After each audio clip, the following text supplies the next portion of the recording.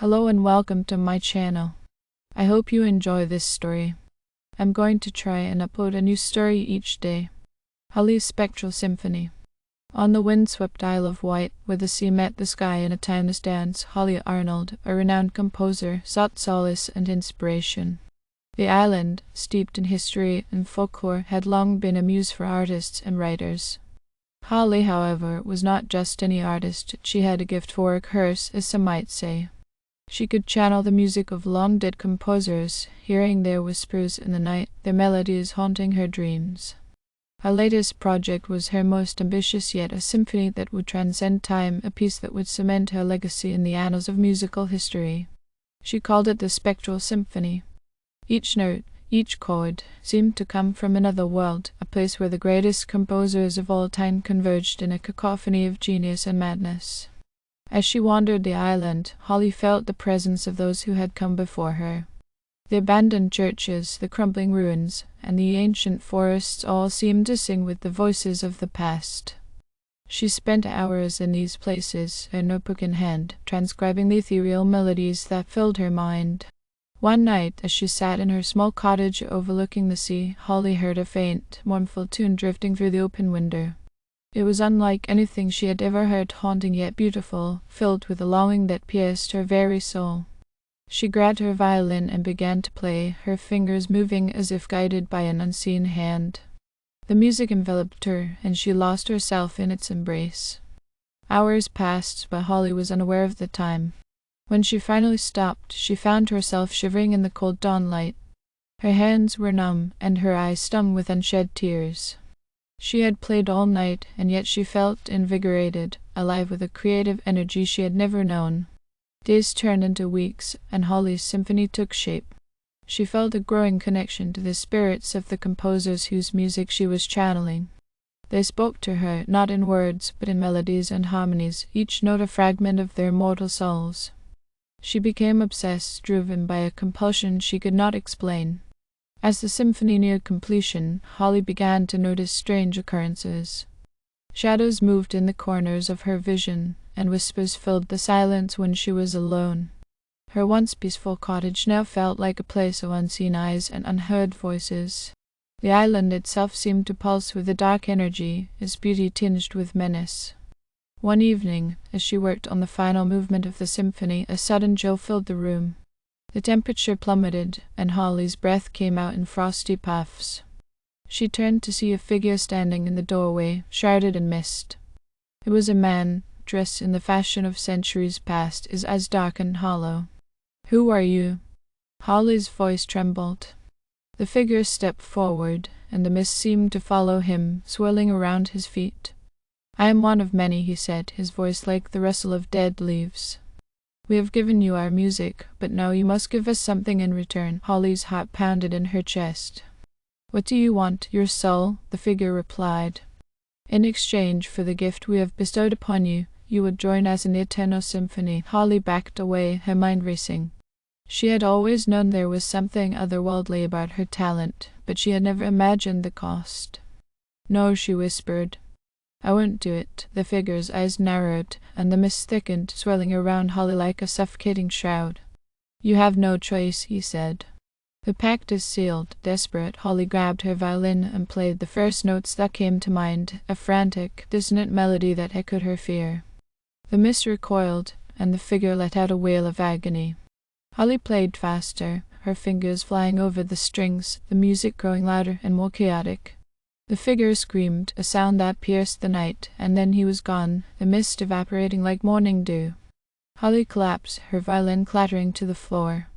She lay there, gasping for breath, her mind a whirlwind of terror and relief. In the days that followed, Holly finished the symphony, but the joy she had once felt was gone. The music was beautiful, a masterpiece that would be remembered for generations, but it was tainted by the knowledge of what she had done, and what she had almost become. The island returned to its serene, windswept beauty, but Holly knew that the spirits of the composers still lingered, watching, waiting. She left the Isle of Wight, vowing never to return. Her spectral symphony was performed to great acclaim, but Holly did not attend. She could not bear to hear the music that had cost her so much. In the quiet of her new home, far from the island shores, Holly found peace. But sometimes, in the dead of night, she would wake to the sound of a faint, mournful tune, and she would wonder if the spirits had truly let her go, or if they were simply biding their time, waiting for the day when she would once again pick up her violin and play the Spectral Symphony. Holly tried to live a normal life far from the eerie beauty of the Isle of Wight and the haunting echoes of her Spectral Symphony. She moved to a small town in the countryside, where the fields stretched endlessly and the air was filled with the scent of blooming flowers. Her new home was quaint and quiet, a stark contrast to the wind-swept island she had left behind. For a while, Holly found solace in the simplicity of her surroundings. She took long walks through the meadows, spent afternoons reading by the fireplace, and tried to rekindle her love for music by composing light, cheerful pieces. But no matter how hard she tried, she couldn't escape the shadow of her symphony. The memories of that fateful night and the spectral figure who had demanded her soul lingered in the corners of her mind like a dark stain that could not be washed away. One evening, as Holly sat on her porch watching the sunset, she heard a familiar tune drifting through the air. It was the same mournful melody that had first come to her on the Isle of Wight, the music that had set everything in motion. Her heart clenched with fear, but she forced herself to stand and follow the sound. The melody led her to a small grove of trees at the edge of her property. There, bathed in the fading light of dusk, stood a young girl, no older than 10. She had long, dark hair and wore a simple white dress. Her eyes were closed, and she swayed gently as she hummed a haunting tune. "Who are you?" Holly asked, her voice trembling. The girl opened her eyes and smiled. "My name is Eliza. I've been looking for you." Holly's blood ran cold. "Why, how do you know me?" Eliza stepped forward, her smile fading. "The spirits sent me. They say you haven't fulfilled your part of the pact." Holly shook her head, backing away. "I broke the pact. I played the music, and he disappeared." Eliza's eyes darkened. "You only delayed the inevitable. The spirits are patient. They know you'll eventually give in." "No," Holly whispered. "I won't. I can't." The girl tilted her head, a sad expression on her face. "You don't understand. It's not just about you anymore. The music is a part of you. It will always call to you, and one day you will answer." Holly felt tears prick her eyes. "Please leave me alone. I just want to live my life." Eliza reached out and gently touched Holly's hand. "I'm sorry, but you have to come with me. The spirits are growing restless." Holly pulled her hand away, her heart pounding in her chest. "No, I won't go back. I can't." Eliza's form began to shimmer, and she stepped closer. "You have no choice." In a panic, Holly turned and ran back to her house, slamming the door behind her. She locked it and leaned against it, her breath coming in ragged gasps. Outside, she could hear Eliza's voice, soft and mournful, singing the spectral melody. The days that followed were a blur of fear and desperation.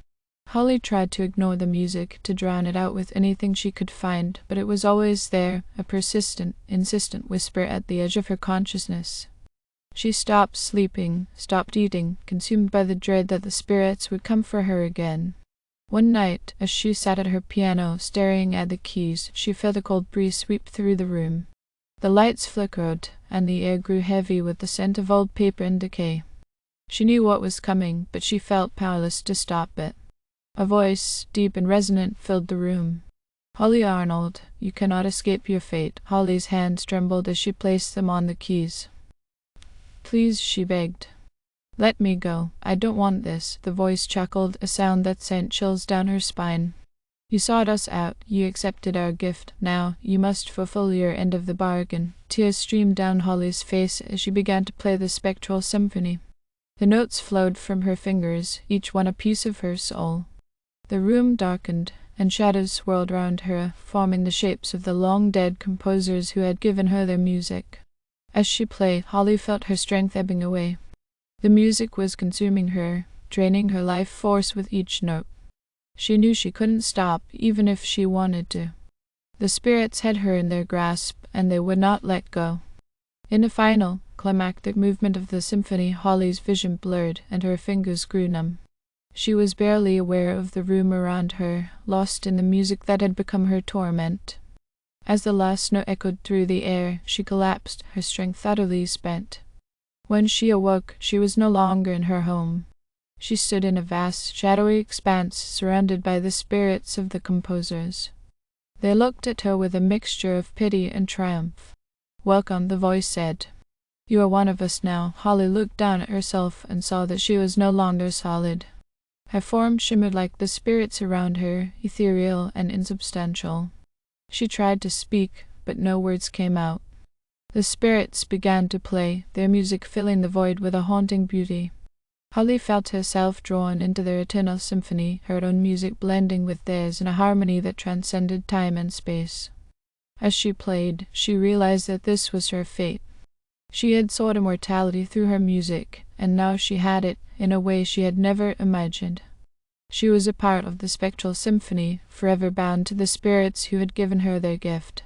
And so, on the windswept Isle of Wight, where the sea met the sky in a timeless dance, the haunting melodies of Holly Arnold and the spectral composers echoed through the night, a testament to the price of ambition and the inescapable grasp of destiny. Thank you for listening. I hope you enjoyed this story. Please don't forget to like, and even better, like and subscribe. Thank you very much, and I hope you have had or have a great day.